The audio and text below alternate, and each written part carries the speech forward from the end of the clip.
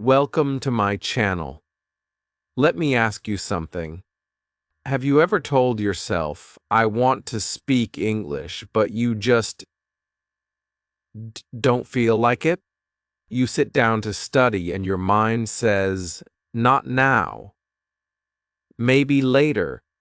Then later becomes tomorrow. And tomorrow becomes next week. Days pass, weeks pass, and slowly you stop trying. You scroll on your phone. You watch others speak English on YouTube or Instagram. Lang dang.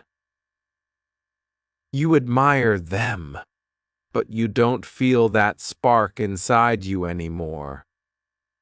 And English? It starts to feel like a burden, like a weight you have to carry, like a task you don't want to touch. But what if English didn't feel heavy? What if it felt light? What if it felt fun? What if speaking English felt like listening to your favorite music, or watching your favorite movie, or having a deep conversation with a friend late at night? What if English didn't feel like a subject, but like a way to express who you are? In this video, I want to show you something different. I want to show you how to take real interest in English speaking, even if you're lazy, even if you feel tired, even if you think you're not smart enough. This is not a grammar lesson. This is not about rules or textbooks. This is about your heart. This is about feeling something again. Because when you feel something, you don't need motivation. You feel pulled toward English like a magnet. So stay with me. Don't leave halfway. Because maybe, just maybe, this video will change the way you feel about English. Not for one day. Not for 1 week. Chapter E: Why You Lost Interest in the First Place. Rakes kegs. Let's start from the beginning. Why did you lose interest in English speaking? You didn't wake up one day and decide, I don't care about English anymore. It happened slowly, quietly, like a plant that didn't get enough sunlight, like a dream that got buried under too much pressure. Maybe it started in school. Maybe you were in a classroom with swusher students. The teacher asked a question. You knew the answer, but you stayed silent. You were scared. Someone would laugh at you. Or maybe you spoke, and someone did laugh. That small moment planted a seed of fear, and over time that fear grew. Now when you hear English, your heart doesn't feel excited. It feels small, nervous, like a failure. You're not alone. So many learners feel the same. They carry memories from school, memories of red marks on their papers, of teachers correcting every small grammar mistake, of classmates whispering, of feeling stupid in front of others. So now, even as adults, they say, English is not for me. But here's the truth. English is not the problem. The pressure is. The fear is. The old guilt is. You see, most people start learning English like it's a subject. Like math. Like history. Something to study, memorize, and pass. But English is not a subject. English is a skill. Just like singing, or swimming, or playing football. And when you treat a skill like a school subject, you kill the joy. You think you must be perfect. You think every sentence must be correct. You compare yourself with others. You feel behind. And then you stop speaking. You stop practicing. You stop enjoying. But think about this. Do you remember a time, just one time, when you said something in English and you felt proud? Maybe it was just, "How are you?" Or "Can I have one tea?" Or "I like this movie." It was short. It wasn't perfect. But it made you smile. That moment, that tiny moment, is your real motivation. Not the grammar books, not the exams, not the pressure. That feeling is what we need to bring back. Let me tell you about Amina. She's a young woman from a small town. In school, she hated English. Every time the teacher asked her to read out loud, she froze. Her hands shook. Her eyes filled with tears. She felt humiliated. And for years, she believed, "I can't speak English." But one day, something changed. She found a voice recording app on her phone. One night, before sleeping, she whispered a few sentences in English to herself. "Hey," she said, "today was hard. I feel tired. But I'm okay." That's it, simple words, no grammar, no audience, just her voice. She listened back. She didn't sound smart. She didn't sound fluent, but she sounded real. And for the first time in years, she didn't feel judged. The next night, she did it again. This time, she said, "I saw a bird today. It was blue. It made me smile." Every day, she spoke a little more. Now, she records voice notes every morning. She talks to herself in English while brushing her hair. She leaves comments on English videos. She's not fluent yet, but she's consistent. And more importantly, she's interested. Why? Because she stopped judging herself. Because she made English a human activity, not a punishment. That's the shift I want for you. Forget the old guilt. Forget the grades. Forget the idea that English is only for smart people. You don't need perfect grammar to enjoy speaking. Mof. Mote. You don't need a teacher's approval to practice. You don't need a certificate to feel confident. You only need one thing: freedom from fear. So ask yourself, what made you stop enjoying English? Was it a bad experience? A comparison? A mistake? Let it go. That story is over. Now it's time for a new one, because the truth is, you never lost interest. You just lost connection. And in the next chapters, we're going to build that connection again, step by step. It's not about becoming perfect. It's about becoming yourself in English. And that journey starts right here. Chapter R. Make English your friend, not your subject, Ank. What if English was not a subject? What if it wasn't something you had to study like math, or science, or history? What if it was something else entirely? What if it was a friend? A friend doesn't judge you.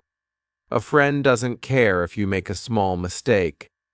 A friend listens, waits, understands. In this chapter, I want you to stop thinking of English as a thing you're forced to learn and start seeing it as a living language, something that breathes, something that listens to you, something that grows with you. Because here's the truth. Language is not just a tool for exams. It's a tool for connection, for feeling it, for expressing what's inside you. But the problem is, most of us were never taught that. We were taught that English is about grammar, about spelling, about using the correct tense, so we fear it. We fear saying the wrong thing. We freeze. But when you talk to a friend, do you stop yourself before every sentence? Do you say, wait, is this the past perfect continuous tense? Of course not. You just speak, honestly, naturally, from the heart.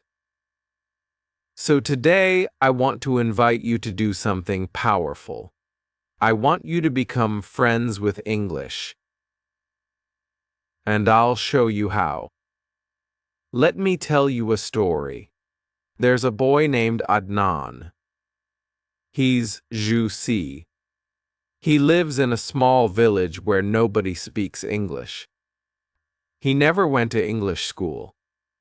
He didn't have expensive books or a teacher, but he had one thing, a little dog named Max.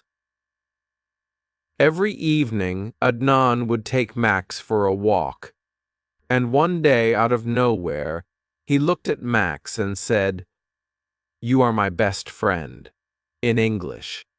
Then he laughed. He felt silly, but it felt good.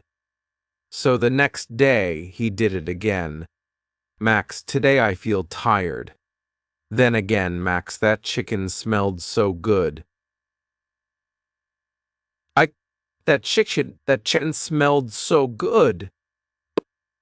But Amma didn't let me eat. Day after day, he talked to his dog in simple English. Short sentences, full of feeling. He never used a grammar book. He never checked a dictionary. But something happened. One day, his cousin came to visit from the city. His cousin was surprised. "How do you speak so well now?" Adnan smiled and said, "I just talk to Max every day. That's it. No secret, no app, no magic, just daily emotional connection with English. You can do the same. You don't need a dog. You can talk to yourself. To the mirror. To your pillow. Try this. Before you sleep, whisper to yourself in English. Just 2 sentences. I feel good today. I was sad in the morning, but I feel better now. No one needs to hear. Just you and your words. Or when you wake up in the morning, look around and say, "This is my shirt. The sky is bright. I'm going to brush my teeth." It may feel funny at first. That's okay. That's how friendships begin. Slowly, gently. You're not practicing for an exam. You're not trying to impress anyone. You're simply talking to a friend, and that friend is called English. You can also talk to objects. Yes, objects. Try this. Pick up your pen and say, "You help me write." Look at your cup of tea and say, "You are warm." You make me calm. Speak to your bag. You carry my books. Thank you. It may sound strange, but it works. It builds fluency without fear. It teaches your brain to express thoughts in real time, in English. Now, and when you start using English in emotional daily moments, something amazing happens. You stop translating. You stop hesitating. You start feeling. You'll begin to notice how beautiful this language is, how soft it can be when you say, "I miss you." How joyful it feels when you say, "I'm excited." How honest it sounds when you whisper, "I'm lonely today." That's when your heart starts to listen. That's when English becomes your companion. So here's your small challenge for today. Find one moment, just one, where you speak to something or someone in English. No books, no grammar rules, just feeling. Say it out loud. Say it softly. Say it without fear. Because English is not a test. It's a tool to express your feelings. And once you feel that emotional connection, you'll never again say, "I'm not interested."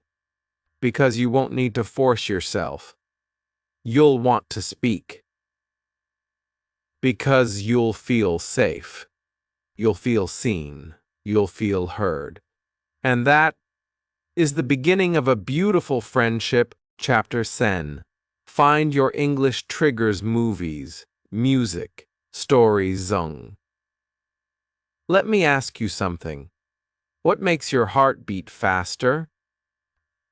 Is it a romantic scene in a movie?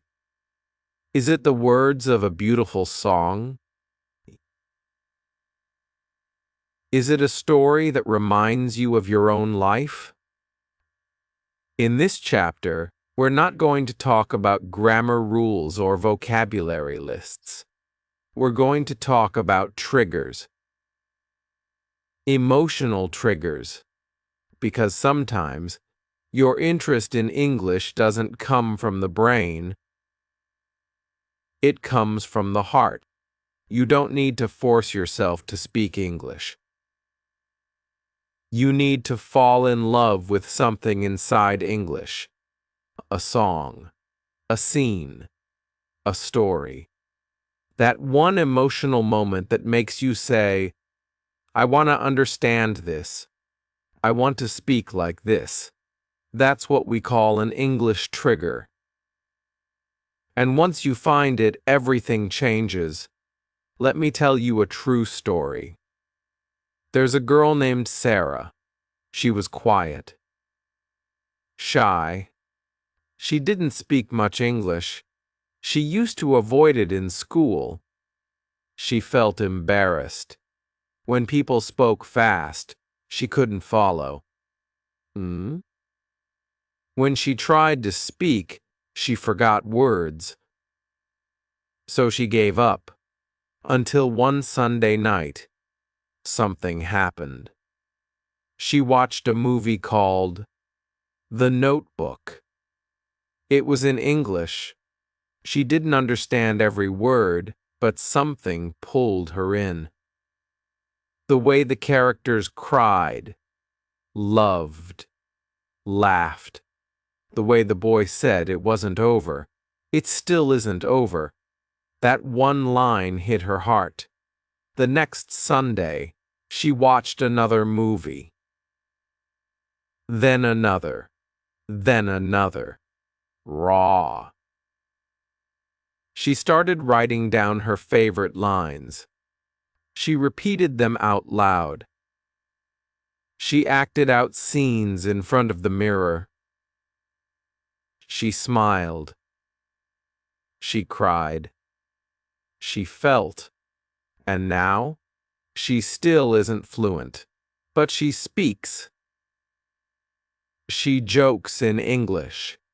She makes short videos, acting scenes from her favorite films. All because one sentence in one movie became her English trigger. That's the power of emotional connection. So I ask you, what's your trigger? What kind of content makes you feel something? If you love romance, find romantic English movies. Don't worry if you don't understand everything. Focus on the emotion. Repeat the lines that touch your heart. Say them slowly. Whisper them. Live them. If you love action, watch scenes where heroes speak before a big moment. Feel the energy. Copy the voice.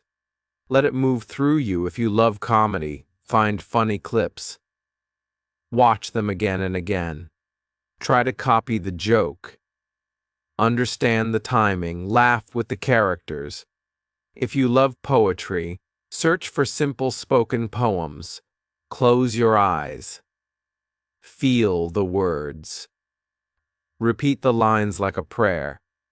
Remember, you don't need to understand every word. You only need to understand the feeling, because that's how children learn. They feel first. They copy next. They understand later. And you can do the same.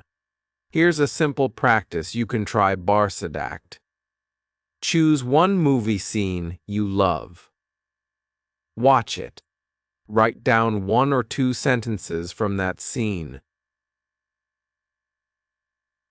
Say them out loud. Act it out like you are in the movie. Do this every week. Slowly. With emotion. Not like homework, but like art. Or try this with music. Pick one song you like. Listen to it again and again. Sing along. Even if you don't sound perfect. Even if you don't know all the words. Feel the rhythm. Feel the soul. Look up the lyrics. Write them, speak them. I remember one learner told me, I don't like grammar, but I love the song Perfect by Ed Sheeran. I learned 10 new words just from that one song. And now I listen to it every night. That's how real learning happens. Not from pressure, not from fear, but from love. So I want you to ask yourself honestly, what do I already love? Do I love love stories? Do I love superheroes? Do I love funny people? Do I love sad poems? Now go and find those things in English. Because once you fall in love with something English, speaking becomes easier. Not because you try harder, but because your heart is open. And when your heart is open, your brain follows. So stop forcing English into your life. Start inviting it. Through movies, through music, through stories. That's how English becomes yours, not as a subject, but as a part of your emotions, a part of your evenings, a part of your dreams. The secret is not to force yourself to speak. The secret is to fall in love with something English. One song, one scene, one sentence. And that one sentence, chapter, by the power of small speaking wins. You don't need to speak for hours to improve your English. You don't need to memorize each N words. You don't need to read thick grammar books or watch Arcer's videos a day. You just need one thing, a small win every day. Let me explain. There is a belief among learners that fluency comes from speaking a lot, talking for sensor minutes, practicing every evening, doing long conversations. But here's the truth.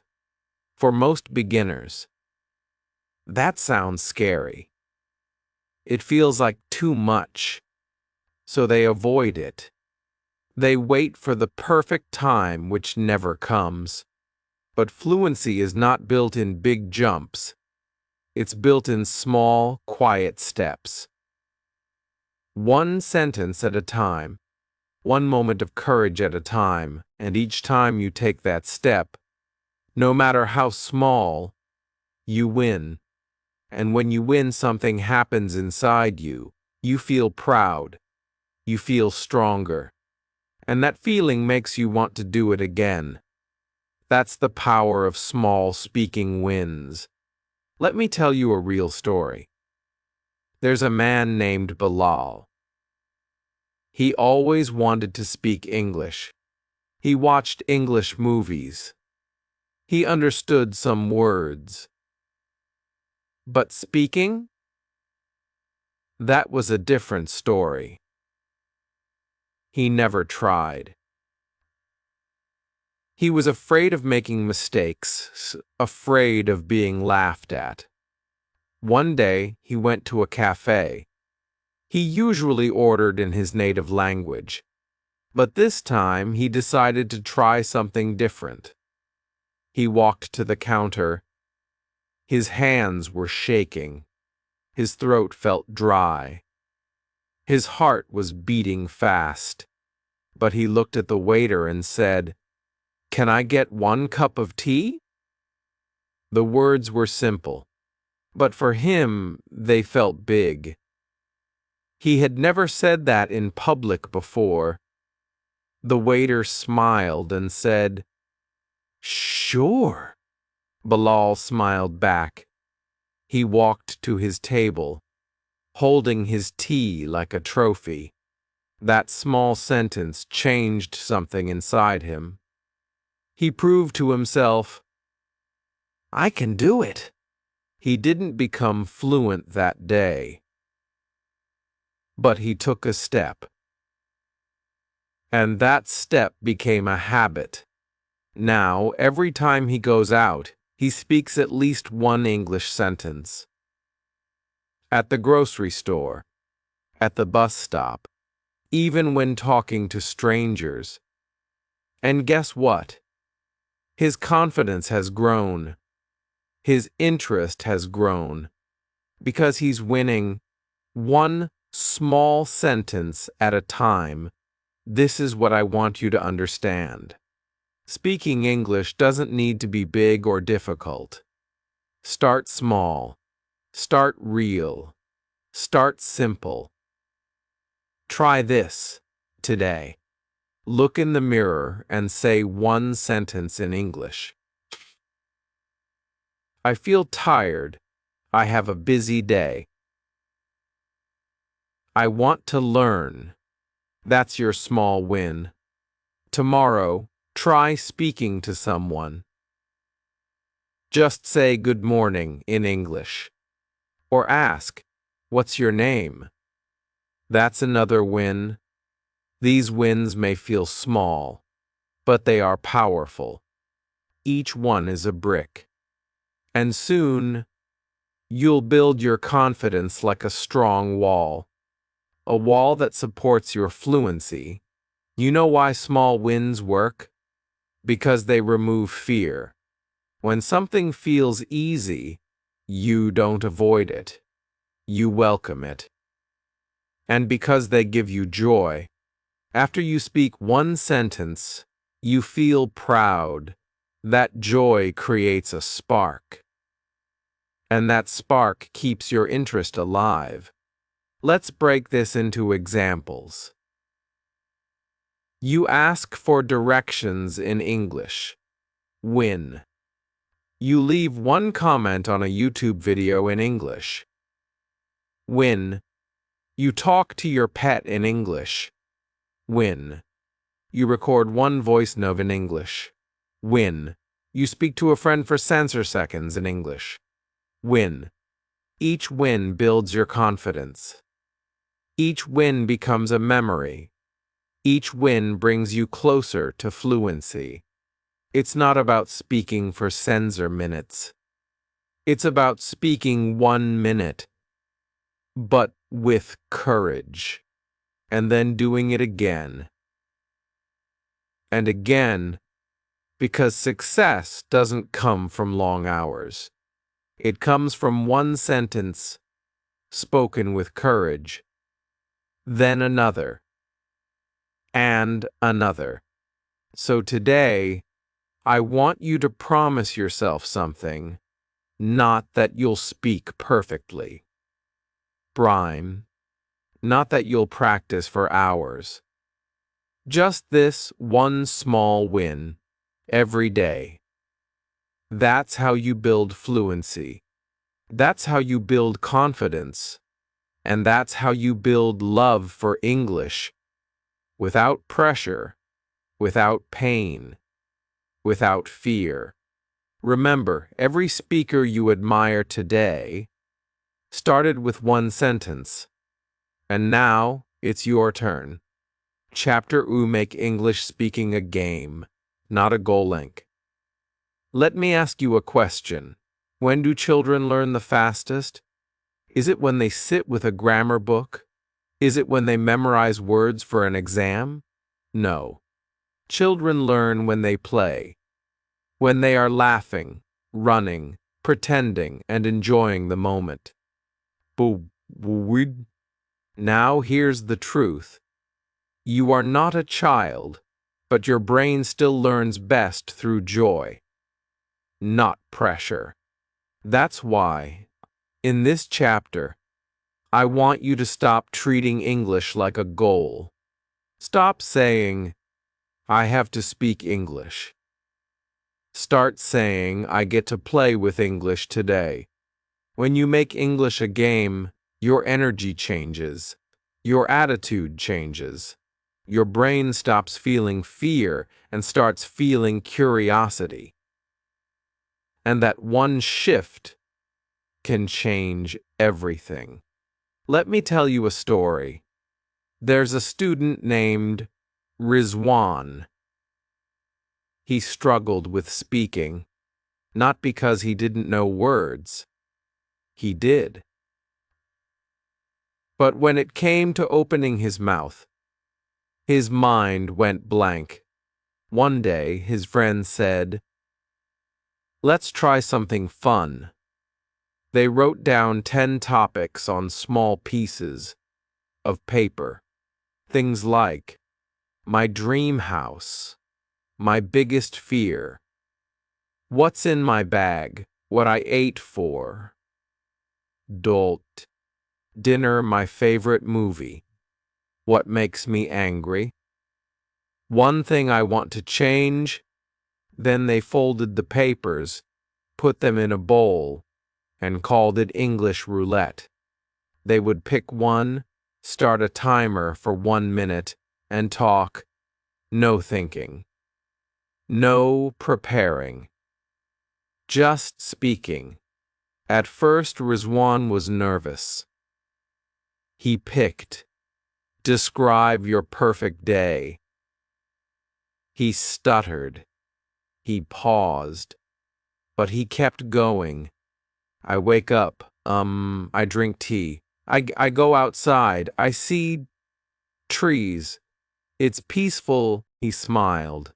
He survived the minute. Then his friend took a turn. They laughed. They supported each other. Day after day, this game became their ritual. 1 minute a day. Just talking. Just trying. And slowly, Rizwan's fear faded. His words became faster. His confidence grew. All because he stopped treating English like a scary subject and started treating it like a game. That's what you need to do. You don't need a classroom. You need curiosity. You need fun. That's how kids learn. That's how adults grow. Let's talk about how you can bring play into your English speaking. Here are some fun speaking games and challenges you can try. Sensor second breakfast. Set a timer for sensor seconds. Describe what you had for breakfast today. It can be simple. I ate 2 eggs. They were hot. I also drank chai. It was sweet. My mother made it. Done. That's it. If you do this every morning, your brain starts thinking in English before your day even begins. Your day even begins. Voice message challenge. Jenk. Open your phone. Record a voice message about your day. Just talk to yourself. Today was a hard day. I was tired. I wanted to sleep. But I studied English for 5 minutes, so I feel proud. You can send it to a friend or keep it private. The goal is not perfection. The goal is expression. Mirror talk. Gaming. Jang. Stand in front of your mirror. Pretend you're a YouTuber. Talk to your audience. Hello, guys. Today I want to talk about my favorite food. I love biryani. It smells amazing. Be playful. Be silly. Be free. Dialogue. Shadowing race. Enk. Choose one short English scene from your favorite movie or TV show. Play it. Pause. Repeat the dialogue exactly like the actor. Match the voice, the emotion, the timing. Do it again. Try to beat your last try. It's like singing karaoke, but with English speaking. One-word story with a friend. Do this with a friend or even with AI. Start a story where each person says only one word at a time. You, I, friend, went. You to friend, school. You keep going. It becomes hilarious, unpredictable, and powerful for thinking in English under pressure. Now let me tell you something important. When you turn learning into a game, you stop being afraid of mistakes. You laugh when you mess up. You try again. And that's where real learning begins, because pressure kills interest. But play? Play brings it alive. It opens the door to creativity, to comfort, to curiosity, and most importantly, to consistency. You won't say, I'm too tired. You'll say, let's try one round. 1 minute, one voice note, one line. That's how habits are built, through joy. So here's your challenge for today. Pick one game from this chapter. Just one. Try it tonight. Don't wait for the weekend. Don't wait for fluency. Play now. Because English is not your exam. It's your playground. And when you make it fun, you make it yours. So remember, you don't need pressure. You need play. You don't need a classroom. You need curiosity. That's how kids learn. That's how adults grow. And now, it's your turn to grow. With a smile. Chapter Liu. Build an English identity. This is who I am now. Prozikwa Jink. This is the final chapter. But it's not the end. It's the beginning of something deeper. Because the real secret to lasting interest is not about grammar, not about vocabulary. not even about speaking practice.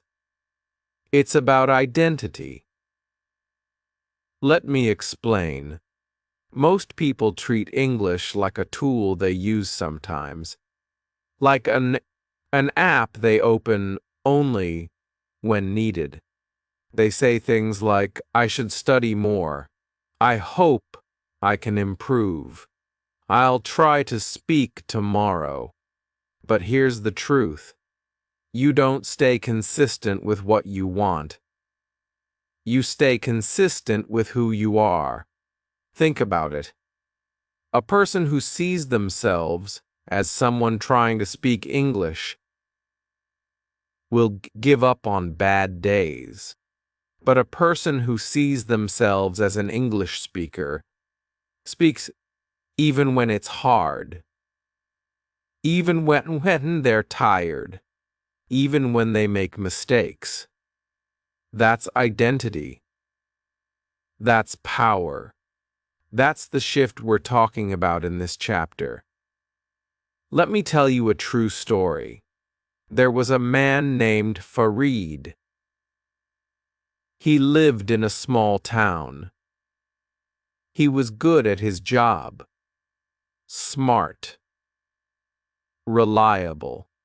But every time he applied for a better position, he had to pass an English interview. The first time, he failed. He froze, forgot words, sweated. The second time, he failed again. Even though he had prepared, his voice didn't come out strong. But after that second failure, something changed. He stopped saying, I need to pass the interview. He started saying, I'm a person who speaks English every day. No matter what, he started talking to himself every night. Simple things, like, how was my day? What did I eat? What do I want tomorrow? Not for a test. Not for someone else. Just for himself. He started living as an English speaker. He watched English news in the morning. He left sticky notes with small English phrases on the fridge. He whispered thoughts in English while walking. He didn't wait for the right day. He became that person now. And guess what? On the third interview, he didn't just pass. He owned the room. Why? Because he didn't need confidence. He had identity. He said it himself. This time, I believed I was already a speaker. That is your goal now. N. To stop trying to learn English. And to start living as someone who does English. So how do you do that? Let's go step by step.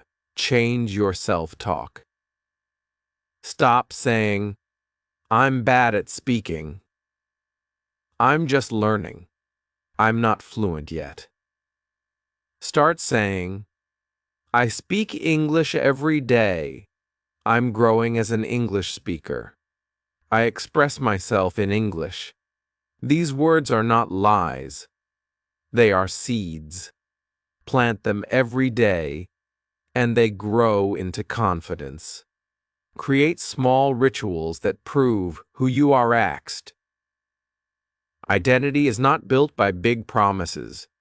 It's built by small actions that you repeat. Brush your teeth? Say one sentence in English while doing it. Drink tea? Describe it to yourself in English. Feel happy? Whisper, I feel peaceful today.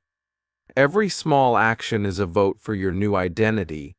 Do it enough, and you start to believe it. See yourself through a new lens. Close your eyes. Imagine this version of you. You speak English when you're alone. You speak English to help a friend. You speak English to understand a story. You speak English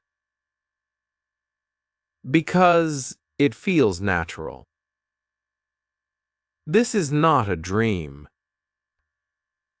It's a future identity you are already stepping into. Every time you speak, even one word, you are becoming that version.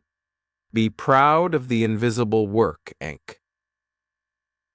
No one will clap when you whisper to yourself at night. No one will give you a medal for describing your lunch in English. But you are becoming something new, and that quiet pride, that's the foundation of real interest. That's what keeps you going, not motivation, identity. Here's something powerful to write and say every day. I am a person who speaks English.